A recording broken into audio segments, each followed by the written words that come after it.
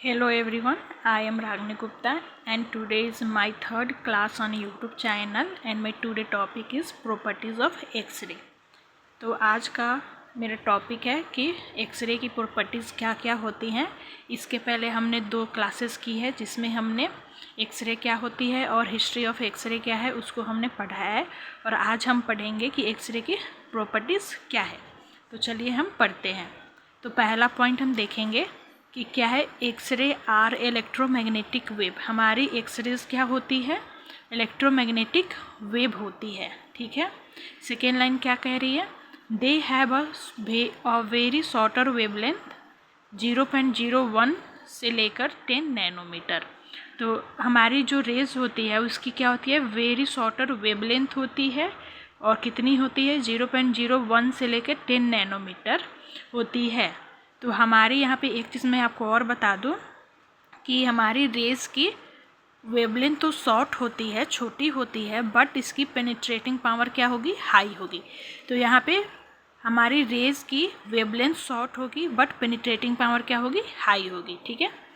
तो second line ये कह रही है। थर्ड लाइन अब हम देखते हैं, X-ray travel in a straight line at the speed of light. हमारी जो एक्सरेज होती है वो ट्रेवल करती है स्ट्रेट लाइन पे स्पीड ऑफ लाइट के स्पीड से, और जो लाइट की स्पीड होती है वो कितना होती है हमारी, 3 × 10⁸ मीटर पर सेकेंड होती है। ठीक है। फोर्थ पॉइंट क्या कह रहा है, X-ray are not affected by electric and magnetic field. जो हमारी एक्सरेज होती है वो इलेक्ट्रिक एंड मैग्नेटिक फील्ड से अफेक्टेड नहीं होती है, बिकॉज कि हमारी रेज के पास कोई भी चार्ज नहीं होता। जब उसके पास कोई भी चार्ज ही नहीं होगी तो फिर वो इलेक्ट्रिक एंड मैग्नेटिक फील्ड से अफेक्ट नहीं होगी। ठीक है। अब आगे देखते हैं पांचवा, एक्सरेज प्रोड्यूस फ्लोरोसेंस इन सम मटेरियल। जो हमारी रेज होती है कुछ मटेरियल पे फ्लोरोसेंस प्रोड्यूस करती है। फ्लोरोसेंस का मीनिंग होता है चमकना, मतलब जब हमारी रेज किसी मटेरियल पे पड़ती है तो क्या करती है, वो चमकती है।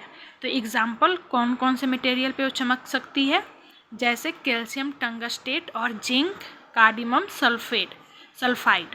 तो जो हमारी कैल्शियम टंगस्टेट है, कैल्शियम टंगस्टेट जो होती है और जिंक कार्डियम सल्फाइड होती है, ये जो हमारी 2 मटेरियल है, इस पर जब हमारी रेज पड़ती थी तो फ्लोरोसेंस मतलब यार चमकते थे। जब इस पर हमारी रेज पड़ेगी तो ये क्या होते थे, चमक उठते थे। ठीक है।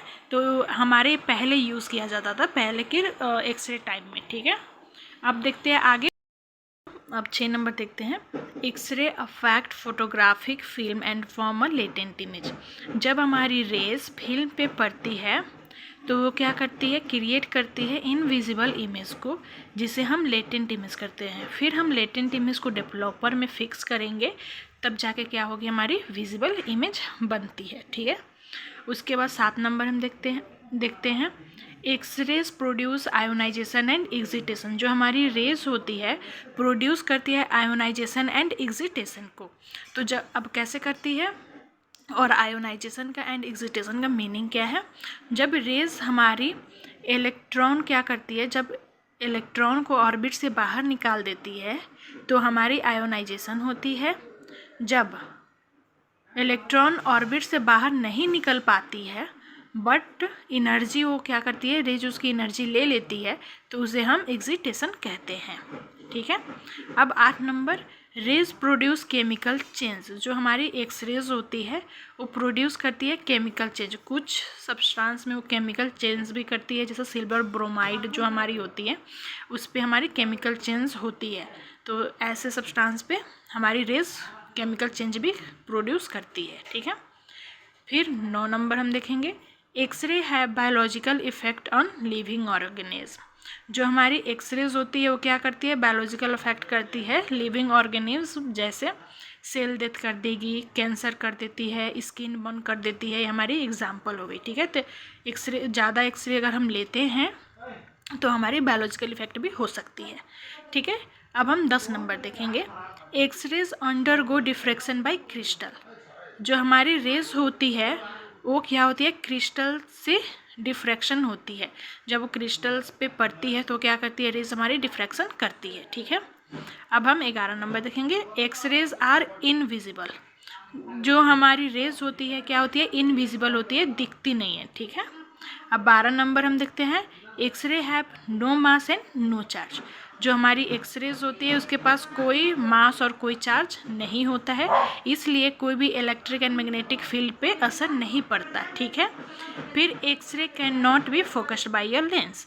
जो हमारी एक्सरे है वो लेंस के द्वारा फोकस नहीं किया जा सकता है, ओनली जो विजिबल रेज होती है लेंस के द्वारा वही फोकस्ड हो सकती है। तो हमारी एक्सरेज क्या होती है, एक्सरे इनविजिबल होती है, इसलिए लेंस के द्वारा फोकस्ड नहीं किया जा सकता है, ठीक है। तो ये हमारी प्रॉपर्टीज़ ऑफ एक्सरे थी आज की क्लास। तो आपको समझ आए तो please like and subscribe this channel. Thank you.